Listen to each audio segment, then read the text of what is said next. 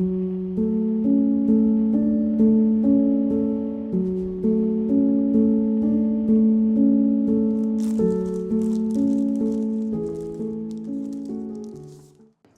so now let's start the IELTS speaking practice test on May 18, 2025. With part 1, we have 2 frames, and the first one is the frame about where you live now, and the second one is about work or study.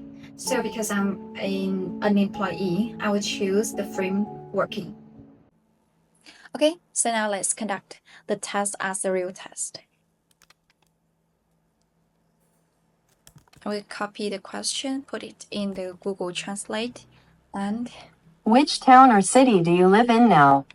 Make it likely to be more vibrant and lively. This tone allows me to have a reference for my band score. I just need to put a question here, and when I answer, I will record it back here. Okay, so we can start over. Which town or city do you live in now? I am currently living in Hanoi, the capital city of Vietnam, and here I have the opportunity to get access to many sophisticated facilities and infrastructures. Besides, I also have the chance to follow higher education in top universities of Vietnam.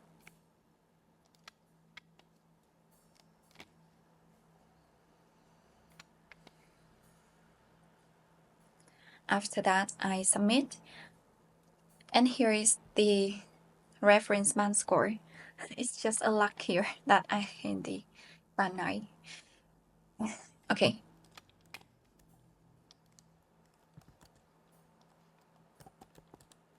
Are there any things you don't like about your area?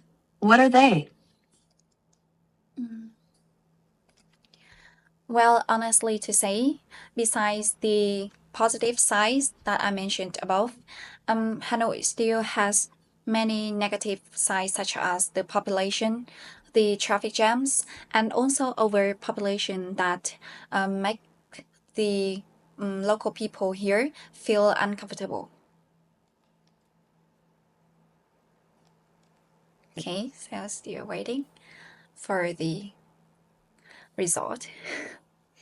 And I will take a note. This just gained 7.5. I will note it here.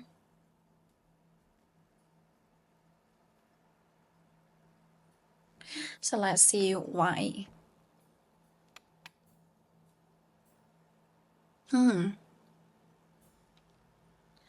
Drawbacks, shortcomings, or deficiencies. And also the uncomfortable is a bit weak, like overwhelmed, frustrated would be more impactful.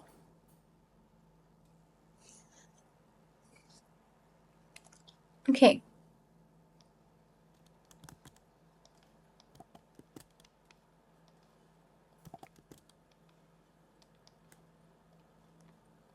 Do you think you will continue to live there for a long time? Why? Why not? Well, when it comes to the rest of my life, so yes, I'm in love with this place, and it also my home too. So I want to settle here for a quite long time. But in the short term, I still want to explore more by following higher educations, and also to be a part of big cooperation in the world. And it's not available in Vietnam, so I want to study abroad and to travel to other countries.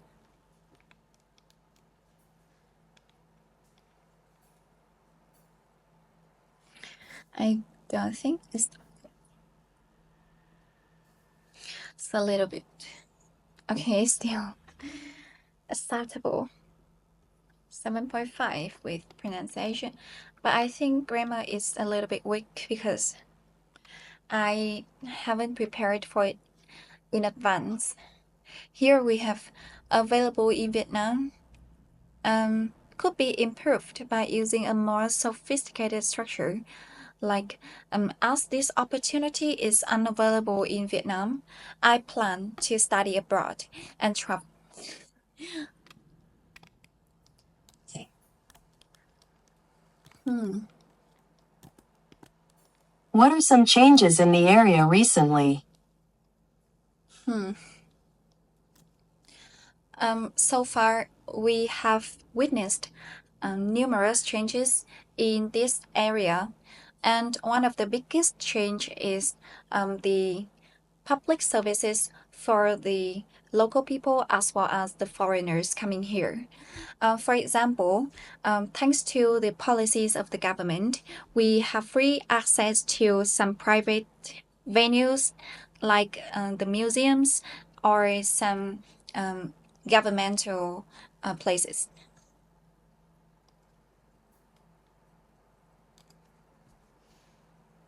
Well, some changes in Hanoi.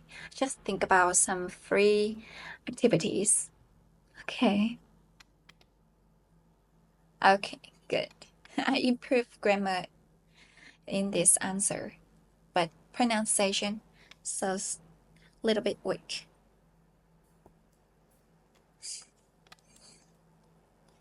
So that's all for frame one. Now let's move to frame two. Work.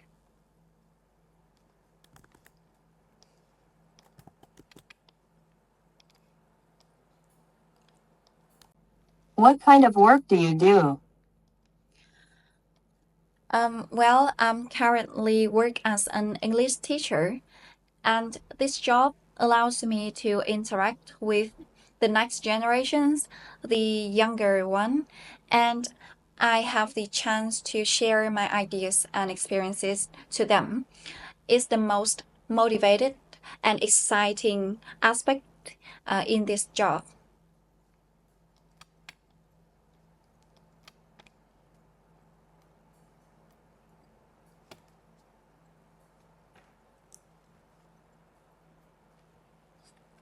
7.5. Grammar. I still need to improve. The most motivating and exciting aspect of this job for better grammatical. It's not motivated, but motivating. Okay. Hmm. What do you find most interesting about your work? Why? As I mentioned, I have the opportunity to get in touch with many other young students, and they also have their very creative mindsets that I could learn a lot from them. Besides, I have the opportunity to train my English abilities through teaching too. So this is the second factors that make me feel truly inspired in this job.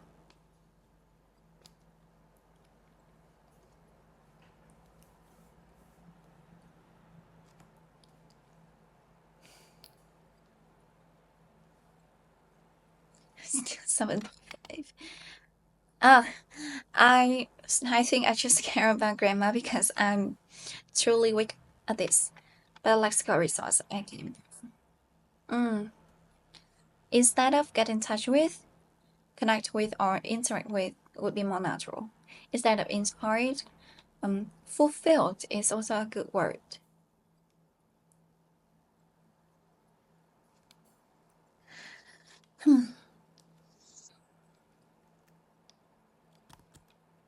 Let's come to the next question.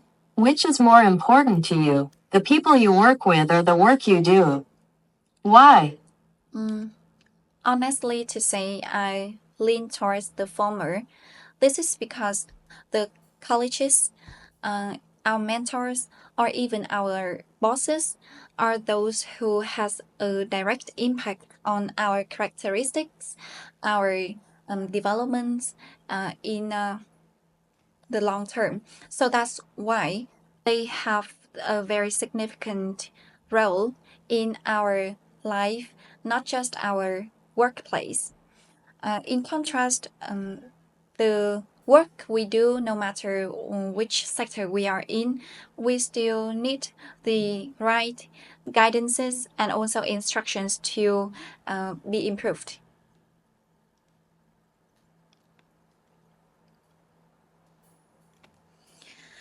Okay, so with this answer, I don't think it can get the high pass score. Okay. Yes, grammar. To say I lean towards the former could be slightly improved for greater conciseness. Mm, like, I want to explain that I prefer the first phrase in the question because the people will play a more critical role compared to the sector we're working in. Okay, acceptable.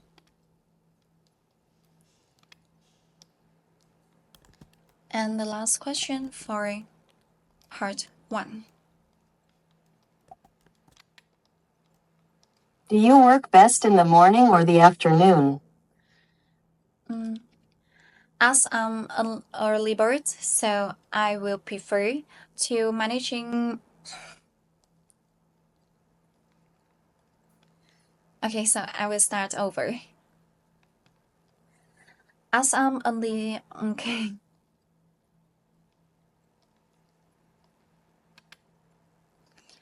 As I'm an early bird, I prefer to work in the morning rather than in the afternoon, as I consider afternoon is too late for every management or schedules. So working in the morning allows me to do some critical tasks in advance, like arranging some schedules or making my to-do list.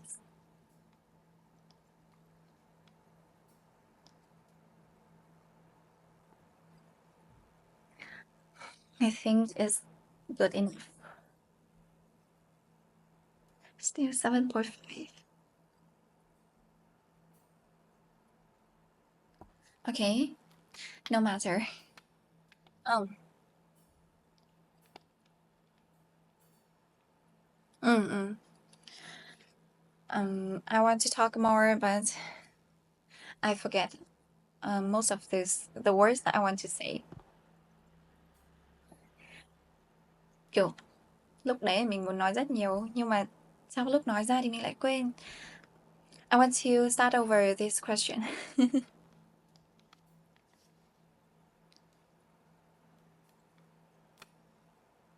But it's okay. Now let's come to part 2.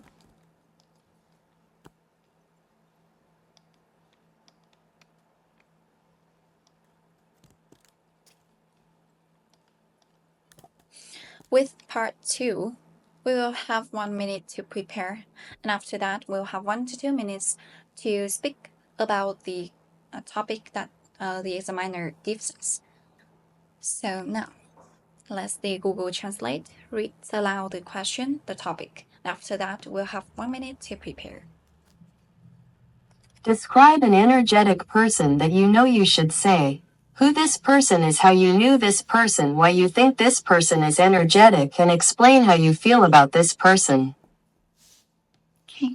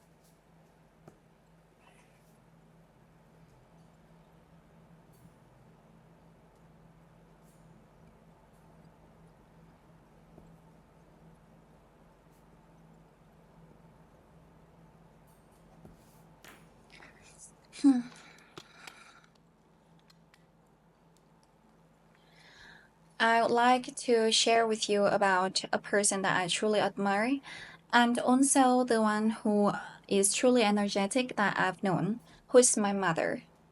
So, to give some backgrounds, she is a social worker and also a housewife. So, let's come to the first role of her. As a social worker, she is a member of the Association of People with Disabilities in the local area. And there, she has the opportunity to be the best version of herself. She also plays many critical roles there, from dancing to accounting, and even to talking and connecting other partners with the association to help develop the association more in the future. And her colleagues and her friends always see her as a very inspired person because she she's never tired and always shared motivated stories to them.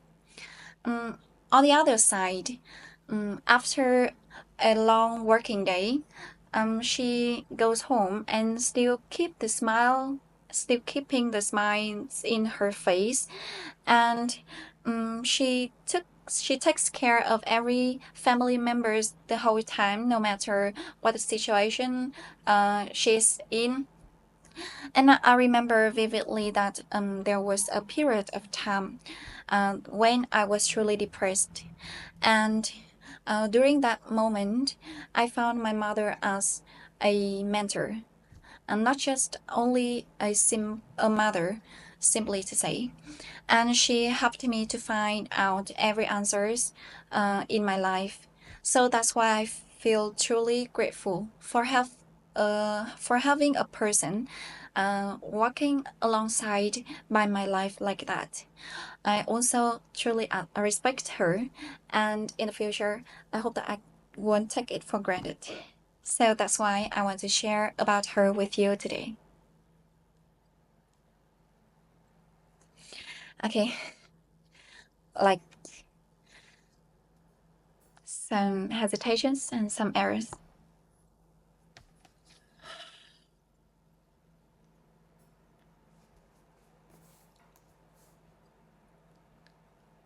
Some words I still have mistakes. Oh, so pronunciation is still just 7. I use the word association too much. Oh, grandma is not is 8.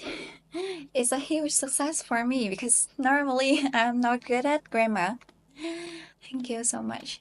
So let's see here. Mm, mm, Precise and sophisticated. This on minor lexical error. Motivated instead of motivating. Thank you so much. I know it's just a artificial intelligence result of it. It's also very motivated. Mm. That's all for part 2. Now let's move to part 3.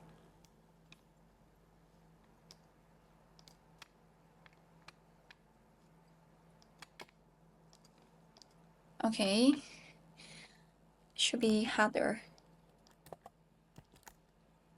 What kinds of jobs need a lot of physical work? Based on my observations, there are several jobs that require physical labors more than mental one. For example, those who are working in the construction sector, like the construction workers or the site engineers, um, like they have to do the heavy lifting and also operate the machineries. And sometimes the site engineers, who is normally considered as a desk bound, has to go to the construction on site and to manage, oversee, and ensure that the project is still on time. So okay, that's all. I want to talk more about the um, contrast side, the opposite side, but my pronunciation is just 6.5. Maybe because I speak too fast.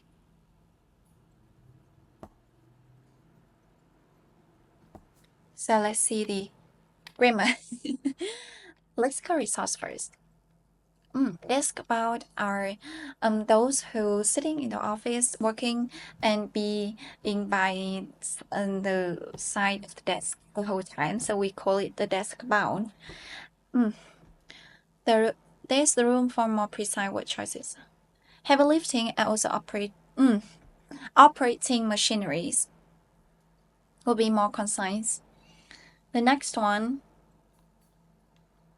manage, oversee. I mean, oversee. To oversee something, to control.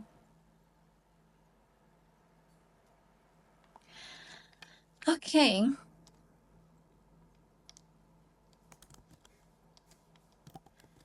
What's the difference between the payment for physical work and that for mental work? Based on my perspective, I suppose that the biggest disparity between the salary for mental labors and the physical one is that the requirements for higher education, degrees, or certifications. So, for example, uh, with those who working in the sectors that require physical strength, they don't have to follow universities, and it just requires them to have enough capability to do the heavy tasks like heavy lifting or operating machineries. So it's simpler for them to uh, be in the labor market. In contrast, um, those working in some fields like being a teacher, a doctor, or in the uh, artificial intelligence or technology sector in general, they have to be trained and also to have specialization in the field they are working in. So that's why normally the work related to mental sectors will have a more lucrative salary compared to those in the physical sectors. I talk and my mouth is like,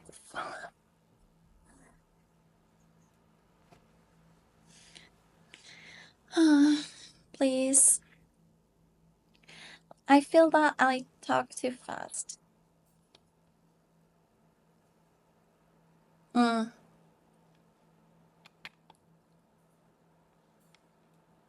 enter the labor market. Okay. Medicine, not doctor. Artificial intelligence and technology sectors generally need to be trained. Mm, okay.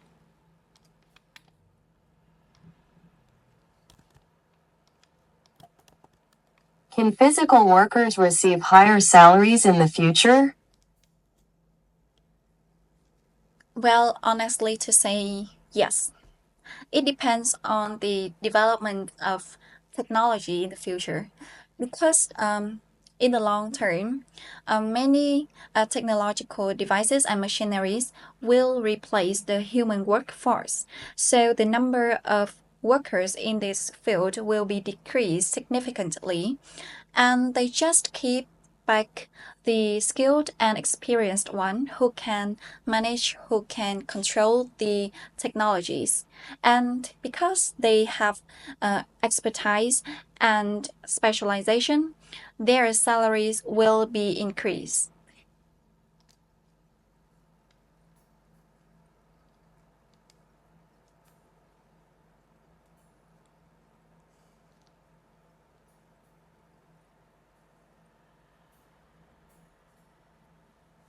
Seven.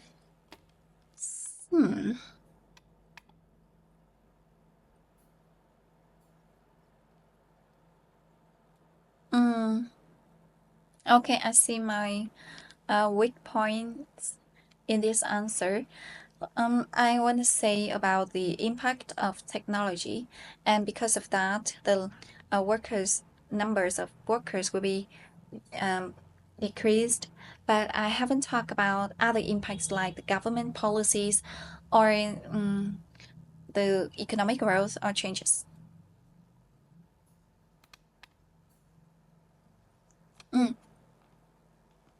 Mm, okay.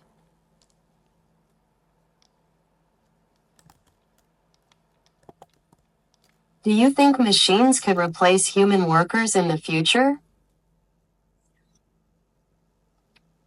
Definitely yes. I must say that technological development nowadays are very fast, and in the near future, in many workers that are unskilled or inexperienced will be replaced by a wide range of different types of machines, especially those working in repetitive tasks that can be learned by the machineries. In contrast, not 100% of the workers will be replaced. Um, those who are expertised and specialized in the profession will still stay back and play the role of a manager, and to and they will control and manage and operate the system.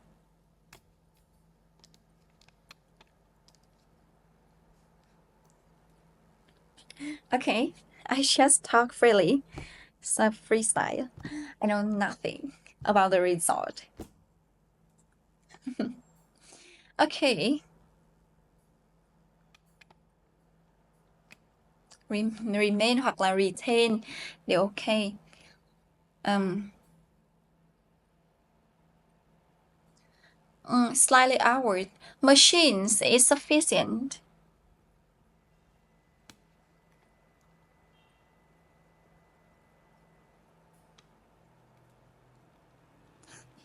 Ok, kiểu ý tưởng thì mình có rồi, nhưng mà khi nói ra nó vẫn hơi bị nhầm lẫn về cách dùng từ hoặc là cách sắp xếp câu ấy, khiến cho cái phần ngữ pháp và cái phần từ vựng của mình nó chưa tốt lắm.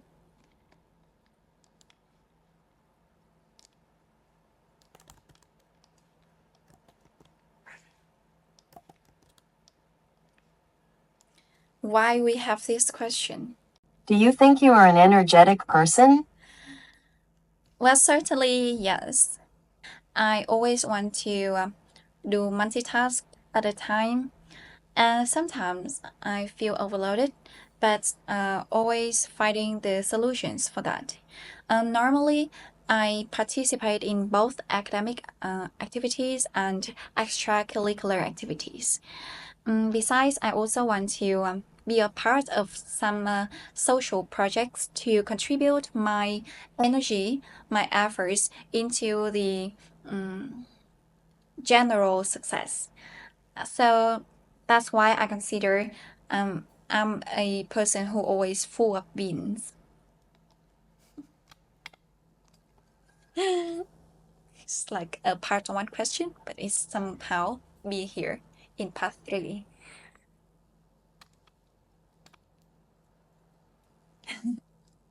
Okay. At the time, mm,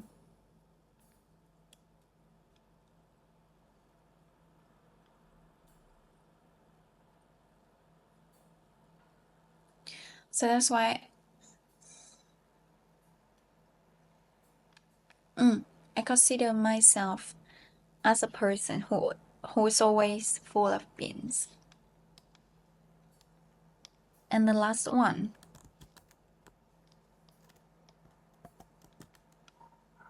Do you think there was more physical labor in the past than there is now?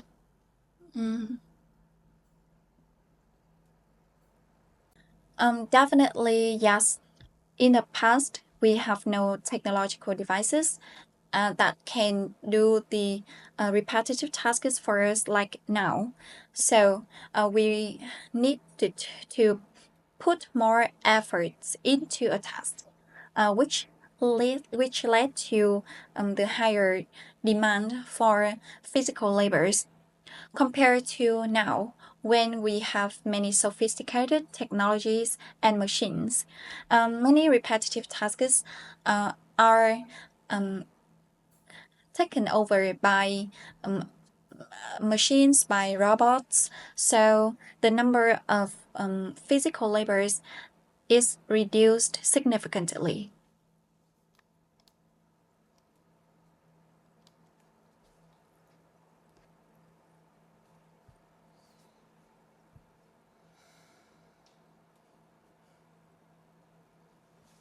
Oh, the last one always the most surprised. Okay, so that's all for the test today, and I can see that not just me, but the people listening to this also can learn from many things, learn many things from this. Okay, so that's all for our IELTS speaking test today. And this is just a practice test, but let's consider it's a real test so that you can learn more through this. Personally, I gained numerous understanding of how to use more proper words and also to manage my sentence to be less awkward. And I hope that you also can gain many insights from this video. And I hope that I can see you in the next video. We'll still focus on 4 skills of IELTS and with speaking. Please prepare a paper and a pen beforehand because you will have to take notes a lot. Thank you for your support and see you next time. Bye bye.